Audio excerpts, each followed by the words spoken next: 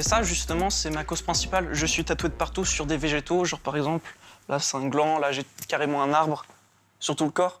Ça, c'est un peu... comment dire? C'est un peu... vous voyez mon engagement? Il est sur moi. Genre, concrètement, il y a ça. Et je lis, justement, des livres. Là, j'ai plein de livres sur l'écologie radicale, justement, et je dirais pas ma vie, parce que c'est un peu abusé, ça fait un peu super-héros, mais je pense... laisser ma vie à cette cause, ça me dérangerait pas. Je pense que c'est un peu le premier combat. Quand je vois tout le monde là qui est dans une seule voiture, je pense que moi, je serais prêt à moins utiliser de voiture. Bon, là, c'est con parce que j'en ai pas, mais bon. En vrai, c'est nous. Si on n'était pas là, ça irait mieux. Mais en vrai, on aimerait bien rester quand même. Non, c'est bien. C'est bizarre quand même. Je vais pas laisser ma place à des girafes et tout. Non, c'est chaud. Non, c'est chaud. Moi, d'ailleurs, je suis végane. Question d'écologie, question de souffrance animale, de ne pas cautionner tout ça. Je fais le tri sélectif et là, je me pose la question sur...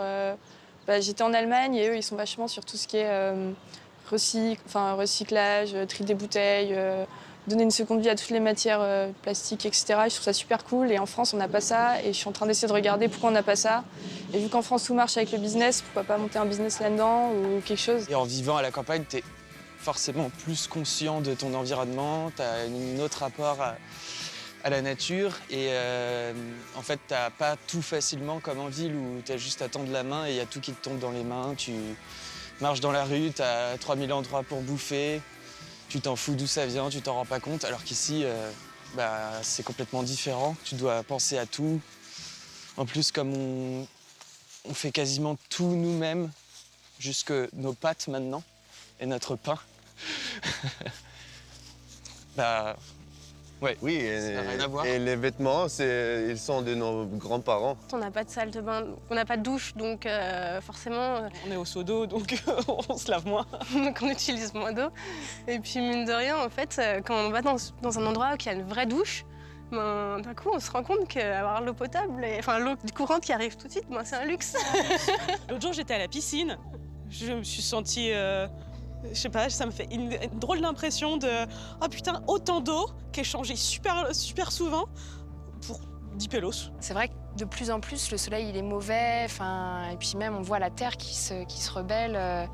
Franchement, je sais pas. J'en ai aucune idée. De toute façon, je pense que c'est trop tard pour changer le monde, puisque c'est trop tard. Après, je sais pas.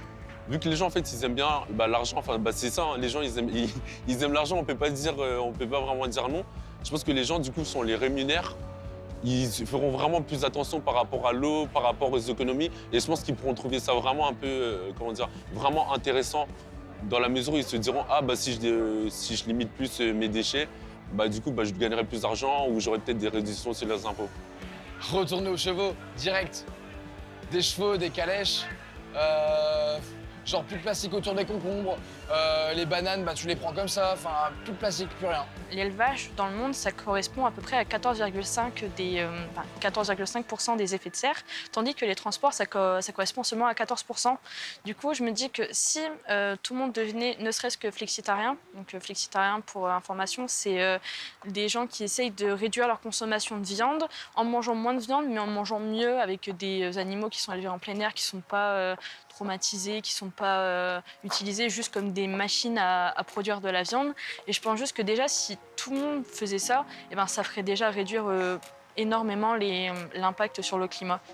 Personnellement, nous les deux, on serait prêts à aller vers du steak d'insectes, ce genre de choses. Et de temps en temps, se réserver une petite vache, quelque chose comme ça. Je mange pas énormément de viande. Je suis pas du tout... Je me suis mis un énorme kebab hier soir, ça pose pas de problème. Mais je suis prêt à arrêter de manger de la viande, ouais, carrément. Au départ, mes parents m'ont dit qu'il fallait manger de la viande à tous les repas et tout. Je me suis dit, mais c'est débile, ça sert à rien. Et j'ai réduit à 3 fois par semaine, alors qu'avant, c'était tous les jours. Donc c'est progressif, on va dire. Arrêter de manger de la viande, j'en mange pas. Je suis veggie. Moi, je peux rien faire pour changer le monde, malheureusement. Et pour lutter contre le réchauffement climatique, j'essaie tant bien que mal de faire des petites choses, mais je sais que ça va rien faire de concret. Je pense qu'il faudrait qu'on soit collectivement engagés et c'est pas vraiment le cas. Il faudrait vraiment que tout le monde soit concerné, genre 7 milliards de personnes. Et je sais qu'il y a quelques collectifs qui le sont et quelques associations. Et il y a certains éveils des consciences, mais au final, je pense que ça suffira pas.